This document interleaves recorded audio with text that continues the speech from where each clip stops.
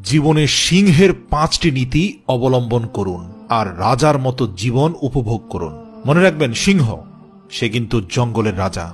সিংহ চিতার থেকে বেশি দ্রুত দৌড়াতে পারে না, বাদরের মতো গাছেও ঝুলতে পারে না, জিরাফের মতো এত উঁচু গলাও নেই, হাতির মতো বিশাল আকৃতিরও নয়, ইঁদুরের মতো এতটা তীক্ষ্ণ আর ছোটও নয়, না সে সব থেকে বুদ্ধিমান অথবা না সে দেখতে সব থেকে সুন্দর। কিন্তু তারপরেও সে সমস্ত পশুদের উপর রাজত্ব করে। কি এমন রয়েছে সিংহের মধ্যে যার জন্য পশুদের রাজত্ব দখল করে আছে? আজকের এই ভিডিওতে সিংহের এমন 5টি বৈশিষ্ট্য নিয়ে আলোচনা করব যেগুলো আপনার মধ্যে থাকা উচিত যদি আপনিও সফলতার শীর্ষে পৌঁছাতে চান আর সত্যিকার অর্থে আপনার চারপাশের মানুষের মাঝে নিজেকে একটা রাজার মতো করে গড়ে তুলতে চান। প্রথম বৈশিষ্ট্য হলো সিংহ একজন নেতা ও বাহাদুর হয়ে থাকে। সিংহ কখনো আত্মসমর্পণ করে না, সে কখনোই হার মানে না। তার সামনে যতজনই থাকুক না কেন, বিশাল আকৃতির হাতি অথবা 100 নেকড়ে তার চারদিক থেকে ঘিরে রাখলেও সে পিছপা হয় না। হেরে যাওয়া, পিছনে ফিরে যাওয়া এ কাজ সিংহ জানে না। এবার আসলে 1 নম্বর বৈশিষ্ট্য বলি সিংহের। যুদ্ধে হয় তাদেরকে পালিয়ে যেতে বাধ্য করবে, না হলে সেখানে লড়াই করবে অথবা মেরে ফেলবে, না হয় লড়তে লড়তে নিজেই মরে যাবে। তবুও সিংহ কখনোই পালিয়ে যাবে না এবং সেই সাথে হারও মেনে নেবে না। আপনিও যদি ঠিক সিংহের মতো বেঁচে থাকতে চান তাহলে সব থেকে প্রথমে নিজের দুর্বল জায়গাগুলোকে চিহ্নিত করুন এবং সেই জায়গাগুলোকে মজবুত করার জন্য কাজ করুন। দেখবেন সেই দুর্বল জায়গাগুলো কিভাবে আপনাকে শক্তি ও ক্ষমতা বাড়িয়ে দেয়। কেননা যার মধ্যে কোনো দুর্বলতা থাকে না সেই ব্যক্তি আসলে নেতা হয়ে যায়। তার সামনে 100 নেকড়ের মতো সমস্যা আসলেও সে তো ভয়ই পায় না, আর না তো সে হার মেনে নেয়, আর সেজন্যই সে লিডার। 2 নম্বর হচ্ছে সিংহ রিস্ক বা ঝুঁকি নিতে পিছুপা হয় না। যখনই সিংহের খিদে পায় তখন সে শিকারের খোঁজে বেরিয়ে পড়ে। ছোট শিকার করার মধ্যে তো কোনো রিস্ক নেই, কিন্তু যখন প্রচন্ড ক্ষুধার্ত থাকে তখন বড় থেকে বড় পশুকেও সে শিকার করে ফেলে। আর যদি নাও পারে সেক্ষেত্রেও সে রিস্ক নিতে পিছুপা হয় না। সেই সময় জিরাফও যদি তার সামনে চলে আসে তবে তাকেও আক্রমণ করে বসে, কেননা জিরাফের লাথিতে সিংহের মৃত্যু পর্যন্ত হতে পারে, কিন্তু তারপরেও সে খিদা মেটানোর জন্য রিস্ক নিতে পিছুপা হয় না। এক্ষেত্রে আপনার মধ্যে যদি সফলতার খিদে থাকে তাহলে অবশ্যই সে খিদে মেটানোর জন্য রিস্ক নিতে হবে। সিংহের মতো হতে চাইলে অবশ্যই সিংহের মতো রিস্ক নিতে শিখুন। ফোকাস। যখন সে শিকারে বের হয় তখন সে ডিরেক্ট অ্যাটাক করে না।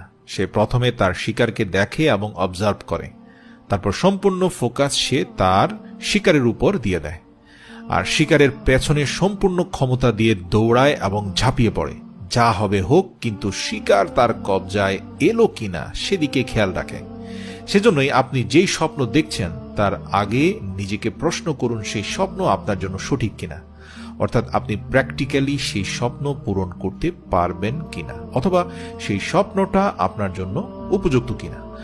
যদি উত্তর হ্যাঁ হয় তাহলে নিজের সম্পূর্ণ ফোকাস সেইখানে দিয়ে দিন, সেটাকে পাবার জন্য সম্পূর্ণ ক্ষমতা লাগিয়ে দিন। হতে পারে একবারে সফলতা নাও পেতে পারেন, কিন্তু দ্বিতীয়বার চেষ্টা করবেন, কেননা অনেকবার নিজের 100% দেওয়া সত্ত্বেও শিকার সিংহের হাত থেকে বেরিয়ে যায়। তাতে কি হয়েছে? সে পুনরায় দ্বিতীয়বার চেষ্টা করে। সে ততক্ষণ পর্যন্ত চেষ্টা চালিয়ে যেতে থাকে যতক্ষণ পর্যন্ত না সে তার শিকার সম্পূর্ণরূপে হাত করতে পারে। আপনি যে কোনো কাজেই ফেল হতে পারেন অথবা সে কাজ থেকে ছিটকে যেতে পারেন, কিন্তু তারপরে পিছুপা হবেন না যতক্ষণ না পর্যন্ত আপনি সফলতা পাচ্ছেন। সিংহ খুব শক্তভাবে শিকার ধরে। সিংহ যদি একবার কোনো শিকারকে গলায় কামড় দিয়ে ধরে তবে সে শিকারকে ততক্ষণ পর্যন্ত ছাড়ে না যতক্ষণ পর্যন্ত না শিকারের প্রাণ বেরিয়ে যাচ্ছে, অথবা যতক্ষণ পর্যন্ত না সেই শিকার আহত হয়ে মাটিতে লুটিয়ে পড়ে। আপনাদেরকেও সফলতার শিকারকে শক্ত করে আঁকড়ে ধরতে হবে।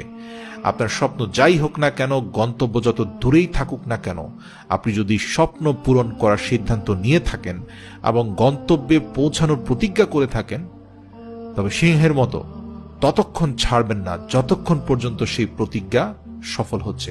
আপনার স্বপ্ন পূরণ হওয়ার আগ পর্যন্ত শক্তভাবে জড়ে থাকুন। সিংহ নিজের উপর সম্পূর্ণ বিশ্বাস রাখে। সিংহ জঙ্গলের মধ্যে একমাত্র পশু যে কিনা স্বাধীনভাবে ঘুরে বেড়ায়, কারণ তার নিজের উপর 100% বিশ্বাস থাকে। কেননা তার সামনে যদি বিশাল আকৃতির হাতিও চলে আসে, তখন সে নিজেকে গুছিয়ে নেওয়ার মতো বিশ্বাস রাখে। যত হুমকির মুখে পড়ুক না কেন, নিজের উপর সে বিশ্বাস রাখে। যদি সে এক্ষেত্রে হেরেও যেতে চায়, তারপরেও সে তার উপর বিশ্বাস হারায় না, নিজের উপর বিশ্বাস অটুট রাখে। এতটাই শক্তিশালী তার মানসিক শক্তি। এক্ষেত্রে আপনিও যদি নিজের স্বপ্নে পৌঁছাতে চান, তাহলে নিজের উপর বিশ্বাস রাখুন। আর 100% আত্মবিশ্বাসের জন্য নিজেকে মেন্টালি এবং ফিজিক্যালি স্ট্রং থাকা অবশ্যই জরুরি। নিজের মানসিক স্থিতি বদলাতে হবে, নিজের প্রতি নিজেকে বিশ্বাস করাতে হবে। কেননা কোনো কাজ যদি 100% বিশ্বাসের সাথে করেন, তখন সেই কাজে আপনার সফলতা আসার সম্ভাবনা বেশি থাকবে। সেজন্য নিজের উপর সম্পূর্ণ বিশ্বাস রেখে সফলতার শিকার করতে থাকুন। সর্বশেষ বলছি, আপনার থেকেও কেউ স্ট্রং হতে পারে, আপনার থেকেও কেউ বুদ্ধিমান হতে পারে, কিন্তু আপনি নিজের উপর বিশ্বাস রাখবেন যে আপনাকে কেউ হারাতে পারে না। কেননা আপনি হার মেনে নেওয়ার দলে নেই। আপনি জিতবেন এবং জিতেই দেখাবেন ইনশাআল্লাহ।